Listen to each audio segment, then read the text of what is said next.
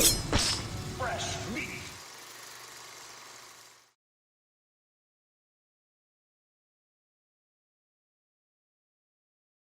The future is uncertain. Or is it? Over my many years of investigations, I've come across a fair share of instances that have tested science and physics. However, back in the year 1984, I encountered a foe who would push my belief boundaries to the limit.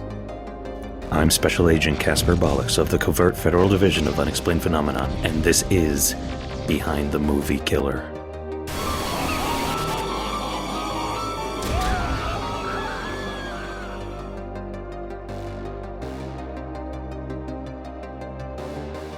This is Sarah Connor, a waitress and college student from Los Angeles. Her current whereabouts are unknown. However, she was last seen fleeing with this man, Kyle Reese. The two have created quite a stir within the greater Los Angeles area, due in no uncertain terms to one hell of a story. And it all started with Sarah's name. There was a collection of murders being committed within the time frame of several hours that all had one thing in common. Each victim was named Sarah Connor.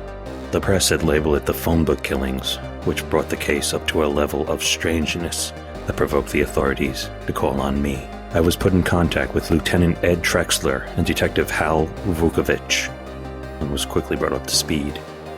I told them that we needed to reach out to every Sarah Connor within the LA area. Unfortunately, my plan was overruled by a psychiatrist who was also working with the police. With the understanding that another woman's life could have been taken, I set upon myself to locate as many Sarah Connors as I could. My search took me to a burger joint where a young Sarah Connor had just finished working the afternoon shift.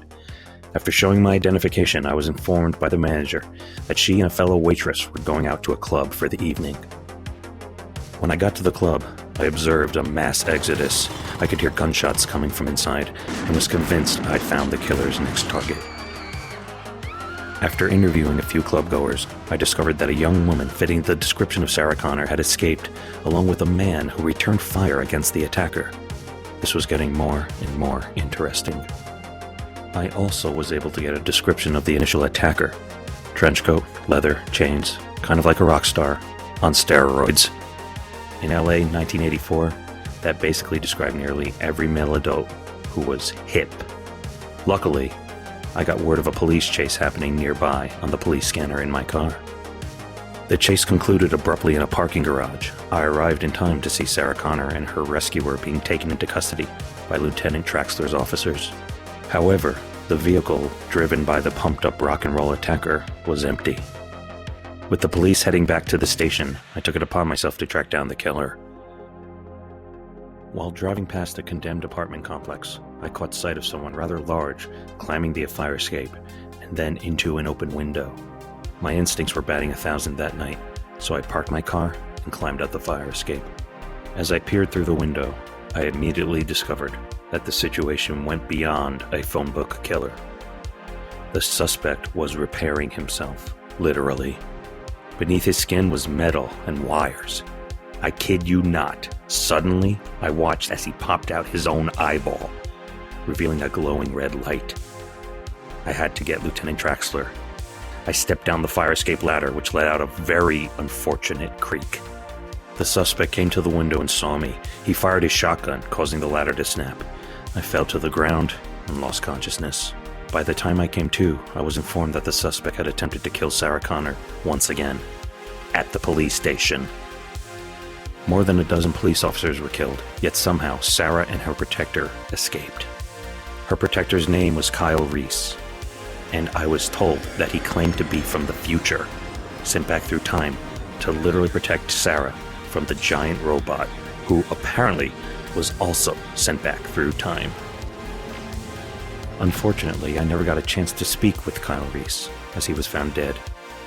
The police psychiatrist said that Reese was insane, and he had the rest of the department convinced of it. But I know what I saw in that abandoned apartment. That was no man. It was a machine. Kyle Reese said that he was protecting Sarah Connor in order to save the future.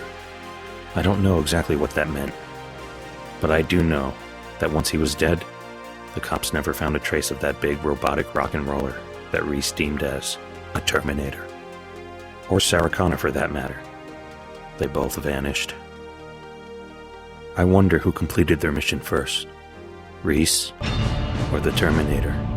I guess for now, only time will tell.